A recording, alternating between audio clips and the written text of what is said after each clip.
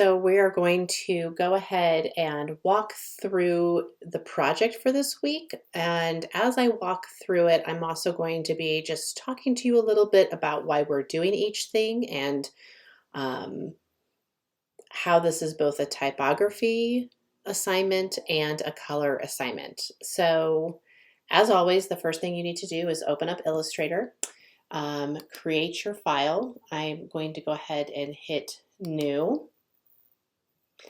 And this file, we want it to be square because we're going to be creating 4 squares in the square, so to speak. So let's go ahead, and the width should be 8.5 inches by 8.5 inches. You only need one artboard this time, and hit create.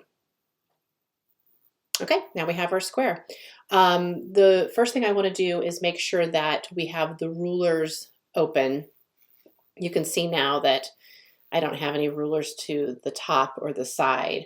So you can either do it with the shortcut, or you can go up to View, go down to Rulers, and Show Rulers. And now we have rulers.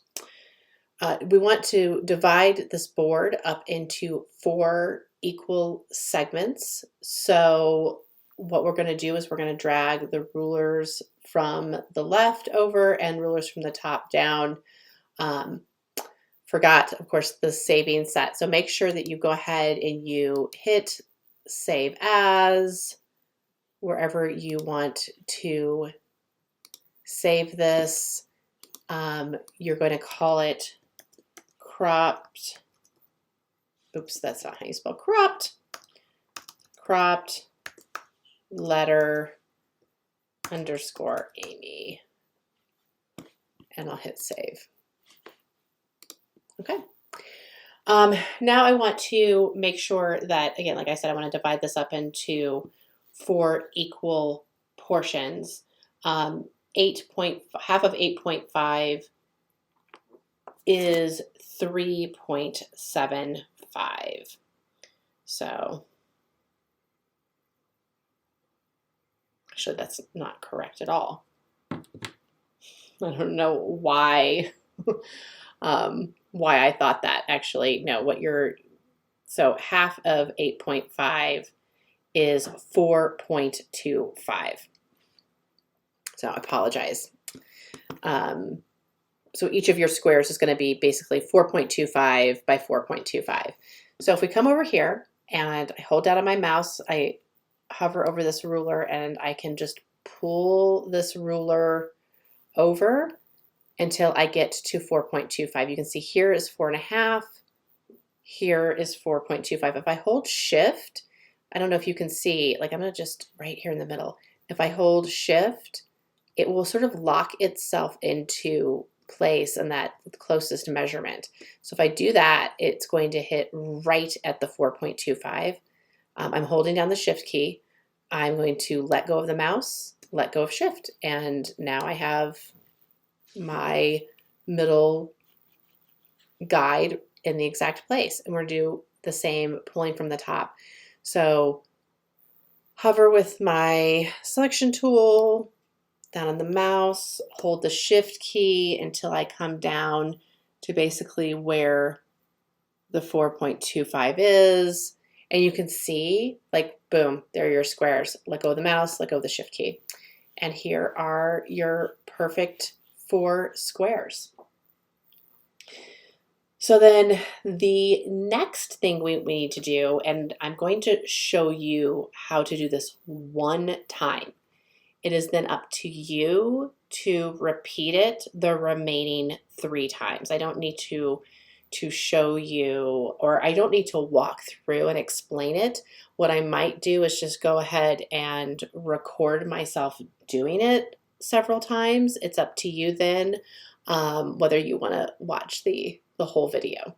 So choosing the rectangle tool, and then down here, I don't want this to have an outline. So I am specifically going to I want this box to be black to begin with.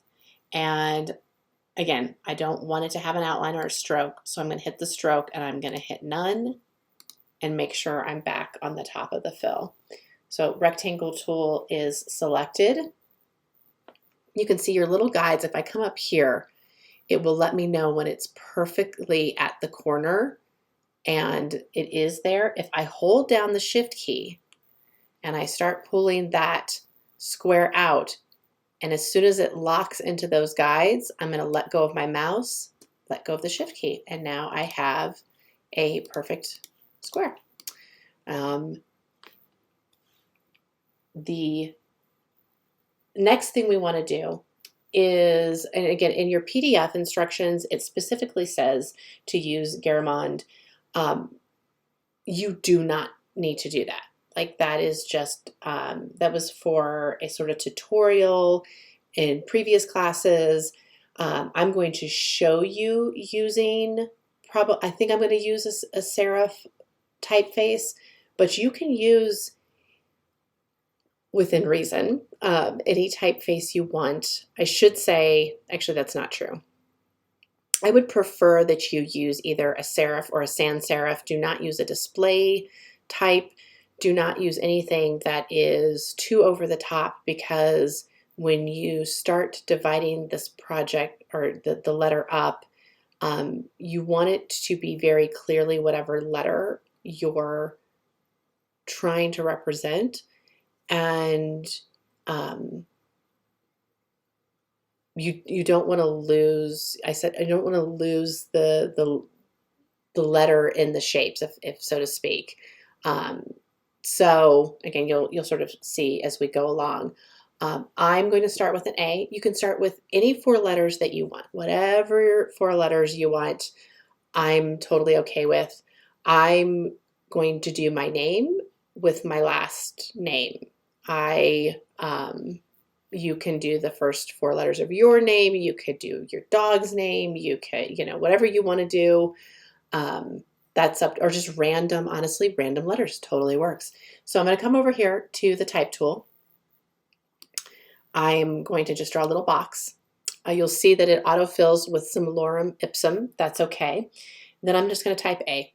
Okay, I have a lowercase a. If I come up to the selection tool, now I'm going to change this typeface. And the default, at least in my Illustrator, is Myriad, which I almost never use, so I probably should change that at some point. I could choose Garamond. I think I want to use a modern serif, because one of the things I like about modern serifs, and that doesn't mean that modern like it's new to us, like specifically if I use Dido, which I think I'm going to do. This was created in the 1700s, so modern in the sense that it was modern for the time. It was modern. It was sort of a response to the transitional typefaces that existed, like Times New Roman. Again, I'm not going to go into a lot of the history of typography in this class. That is something that you would get if you take Arlen's typography class, which I suggest everybody should do. So go ahead and hit Dido. Because we are creating shapes out of this, and I think that it's important to use a heavier weight. So right now it's regular. I want it to be bold. So I chose bold. Now, with it highlighted, and this is what's really important, we now want to make an outline out of this, which means that it is no longer going to be text. It is no longer going to be editable in the sense that I can go in there and type. I'm going to create a shape vector out of this A. There are 2 ways to do it. I could either do Command Shift O, or I can go up to type, and you can actually choose choose create outlines right here, create outlines. Same thing. Now that I have made this a vector, I want to change the color, because if I pull this A on top of the black, obviously I'm not going to see it because they're the same color. So let's go ahead and change this A. You can either, sorry, with it highlighted, if you come over to color, it's pretty easy. You can just choose white right there. Okay, now with the A different color, holding down the shift key, I want to make the A bigger. Holding down the shift key the whole time, pulling it, making it bigger and bigger. You're going to make it like you want it to be like this doesn't work. And this doesn't work because it doesn't bleed off the edge and it's not creating sort of this interesting, different shapes, if that makes sense. We want to make each of the letters almost as big as we can make them, where you can still recognize what the letter is. So I'm just going to keep pulling this out. Like I could pull this really pretty far out here, and that's going to work. Like I'm going to know that this is an A. Like there's not going to be almost any other letter that this could be. You can also, with it highlighted, if you hover your selection tool on the corners, you can additionally rotate it. You can see there. Now I'm going to go ahead and keep that rotated, but I'm going to pull it down just the tiny, actually, you know what? I'm going to pull it down just enough. Okay, I like the way that looks. If you see here, I didn't want to have, if I pulled it down a little bit further, you can see here I have this little bit of black in the corner, and I don't want that because that's just another area that I'm going to have to come up with a color. So if I bring the A up just the tiniest bit, I actually think that works better. The click outside, you can kind of see, because it's white, you can kind of see where you're going to start to get that shape. Now, what we need to do is we need to make each of these its own individual shape that we then have the ability to go in and change the color. So if I sort of bring, again, using my selection tool, just click and then start pulling this sort of this square rectangle over until I've surrounded all the pieces of the A in the background so that I have selected both. Now you're going to go to the Pathfinder tool, which you can either go to your window and you can find it here, Window, Pathfinder. Mine is always sort of open on the side because I use this tool quite a bit. Then what you're going to want to do is you have a bunch of different choices. You're going to want to choose divide. So with both the box and the outlined letter selected, under your Pathfinder tool, hit divide. Now what has happened is I have created multiple shapes that can each change color.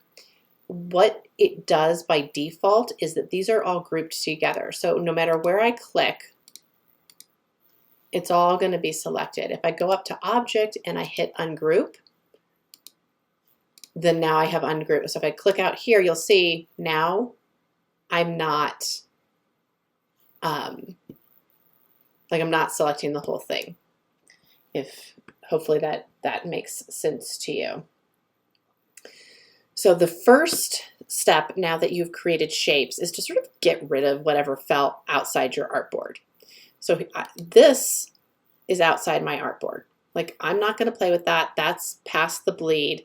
I'm just going to click on it and then I'm going to hit delete. And now it's gone.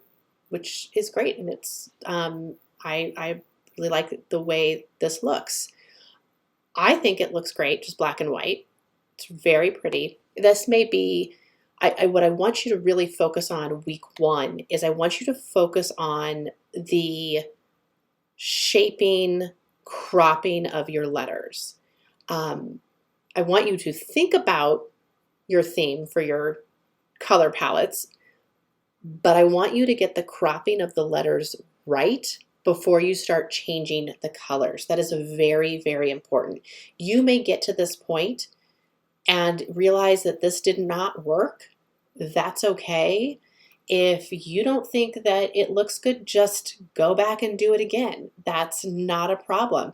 If it makes sense to you to create multiple artboards and play around with each one until you find the cropping that you like best, that's okay too.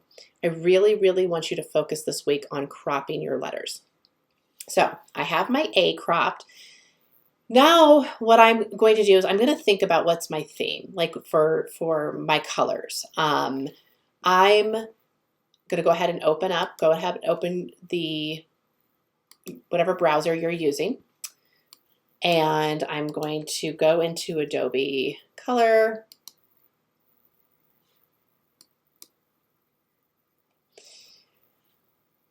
This is where you can go into Explore. And your theme can be anything, guys. It really can.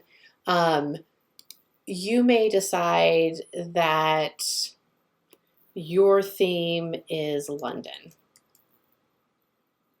That's not how you spell London. London. So type London in. What do we get? Okay. You're going to get some stuff that's not going to make sense, and you're going to get a bunch of stuff that does. Here you can start pulling, like this image totally works. And here's another image of London, completely different colors, but the theme I've chosen is London. And so I may use this color palette and this color palette. This one is very similar. It's to actually funny, it has some crossover between both of those.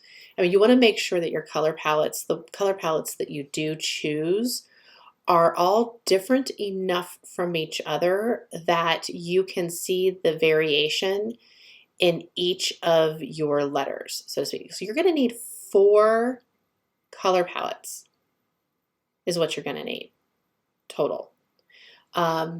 You could, let's see, let's think of another.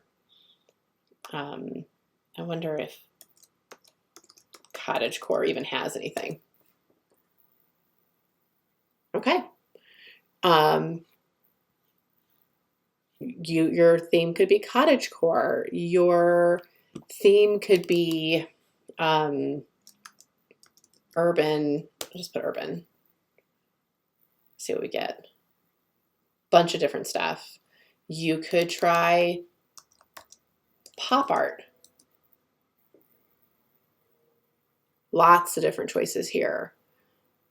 And some of them are like very different from each other. So I'm going to play with pop art and we'll see where this takes me. Again, you choose whatever theme you really want to work with. And that is, again, the cropping of the letters and thinking about the theme you want to use. You may not have chosen all your colors by the time you turn in your proof this week. That's okay. I'm totally okay with that. In fact, I'd like to see your letters in black and white anyway before you start adding color. So I'm going to go ahead and pull some colors down. I'm going to choose Wonder Woman because I love her. And I am actually not going to sign in right now because I have you guys on the line. So I'm going to do a cheat. See if I can open it up. Okay, so here's what I can do. Is I actually can download these. Well, it may not let me because I'm not signed in, but I can actually, instead of putting these in my library, I can, no, it won't let me download them. I can take a screenshot. So if you're having an issue signing in and you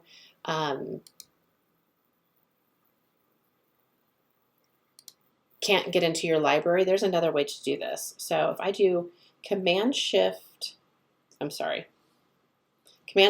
4,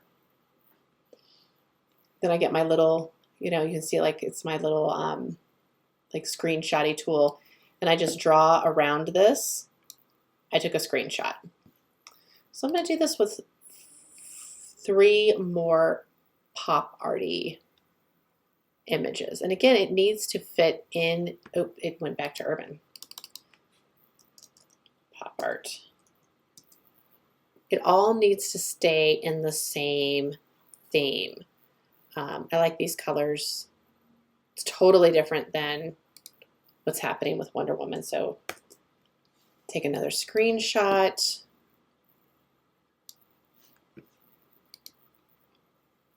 I'm not sure why when I go back it keeps taking me to urban. Make sure you watch that, guys, because since it's happening for me, it might happen for you. It also might be because I'm not signed in. So I want to choose other palettes that maybe are a little different than the ones I already have. Oh, this one's totally different.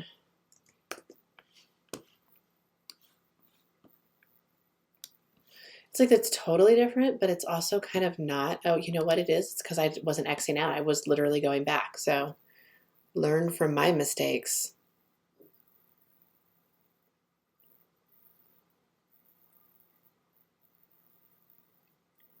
And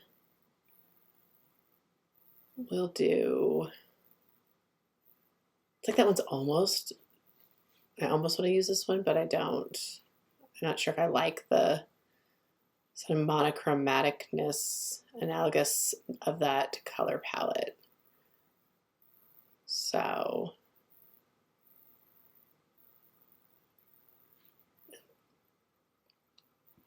and I'm going to do this one. Okay.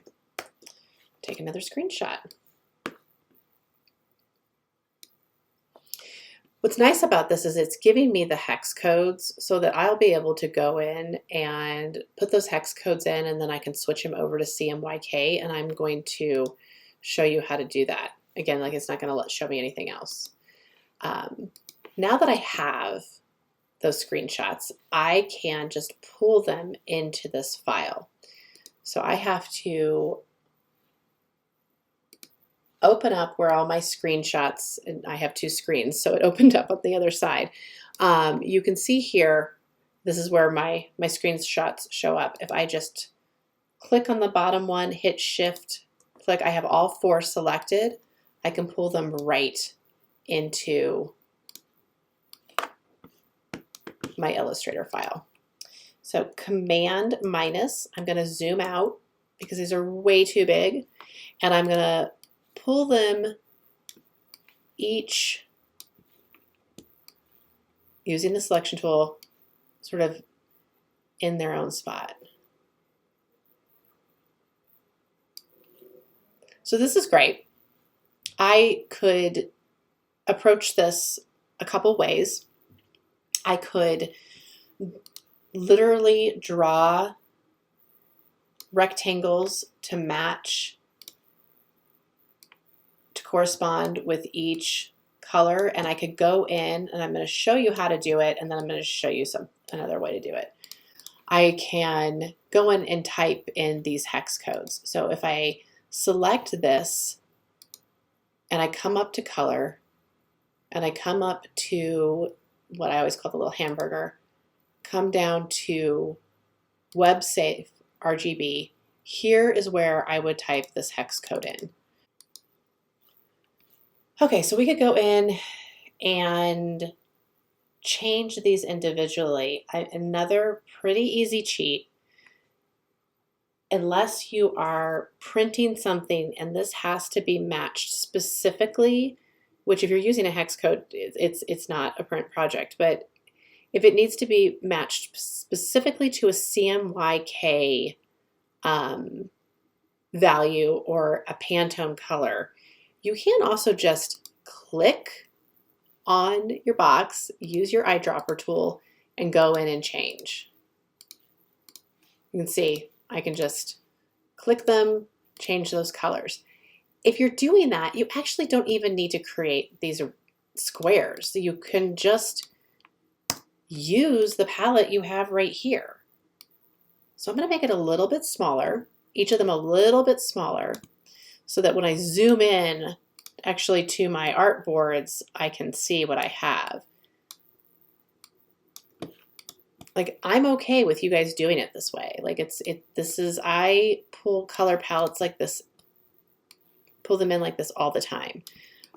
Half of what I do is web-based, so as long as I like the way it looks on my screen, I'm all good to go.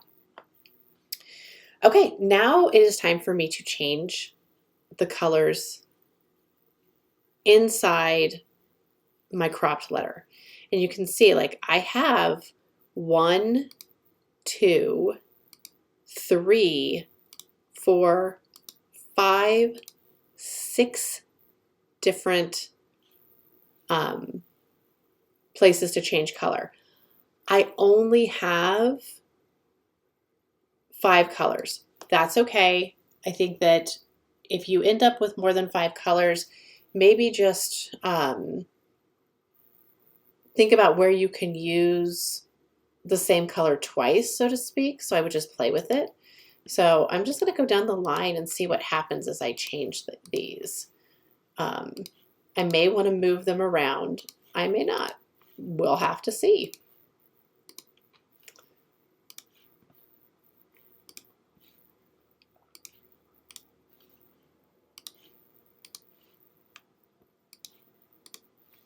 That one's almost exactly the same, but you'd be surprised. Like, sometimes when you think of black as a true black, and it's not necessarily. So, and then this last one, because I don't have another color. Let's see what happens if I make it that pink. So I don't like that. Actually, I really don't like that. So I'm gonna make, and this is where this is not a lot of what you're gonna be doing this week. This will be sort of next week's. So I actually don't love that either.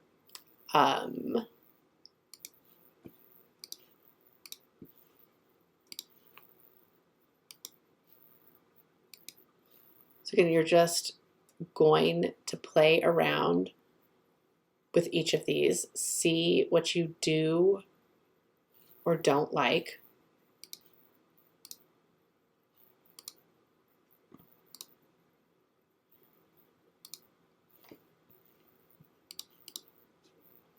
I don't hate that,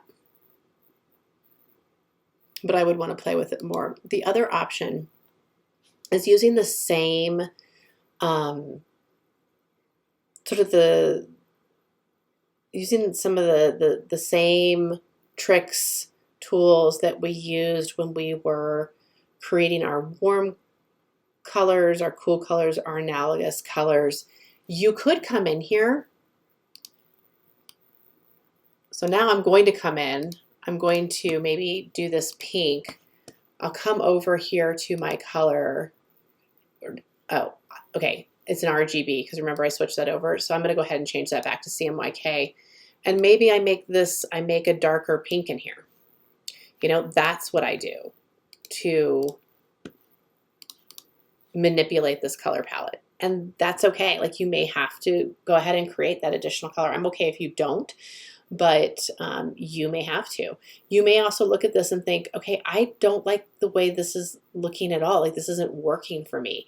Like, maybe, you know, the black to me is throwing me off a little bit. So maybe I'll play with this yellow a little bit more, and I'll just manipulate it slightly. And I like that, actually. I like that a little bit better than I liked the pure black in there. So it's just about seeing what makes sense for your palette. Like, what looks good? Ooh, I really don't like that. That was way too much. So then you have one letter done. And there you go. You can go ahead and stop watching now because I've taught you how to crop a letter. I have showed you how you can look up color palettes online, how to pull them in. I had already taught you how to save them into your library, but then the trick of just taking the screenshot and pulling them in. I am now going to just go ahead and work my way through my additional letters. You can watch me do this as I go, or go ahead and open Illustrator and start working on your program.